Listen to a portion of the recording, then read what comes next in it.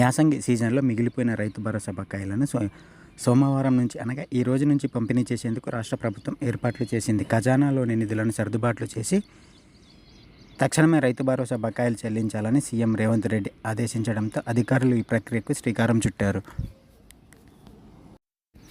ఇప్పటికే 111 లక్షల ఎకరాలకు రైతు భరోసా పంపిణీ పూర్తయింది. ఈ రోజు నుంచి 3 రోజుల పాటు మిగిలిన 39 లక్షల ఎకరాలకు రైతు భరోసా పంపిణీ చేయాలని రాష్ట్ర ప్రభుత్వం నుంచి ఆదేశాలు వచ్చాయి. అందుకు 2,000 కోట్లు సర్దుబాటు చేయాల్సి ఉంటుంది.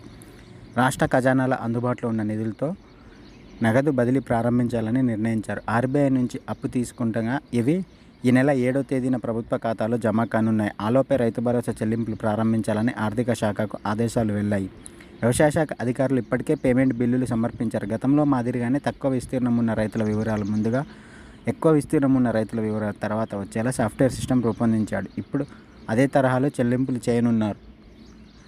రైతు భరోసాను 5 ఎకరాలకే పరిమితి చేస్తారన్న ప్రచారం జరిగింది. కానీ రాష్ట్ర ప్రభుత్వం అలాంటి నిర్ణయం ఏమీ తీసుకోలేదు. గతంలో మాదిరిగానే రాష్ట్రంలో పట్టాదారులందరికీ ధరణి పోర్టల్, తహసీల్దార్ డిజిటల్ సిగ్నేచర్ అయిన రైతులందరికీ ప్రభుత్వం నగదు బదిలీ చేసింది. ఈ సీజన్లోనూ అదే తరహాలో ఎలాంటి కట్ ఆఫ్ లేకుండా, పరిమితి విధించకుండా రైతు బంధు చెల్లించాలని ప్రభుత్వం నిర్ణయించింది.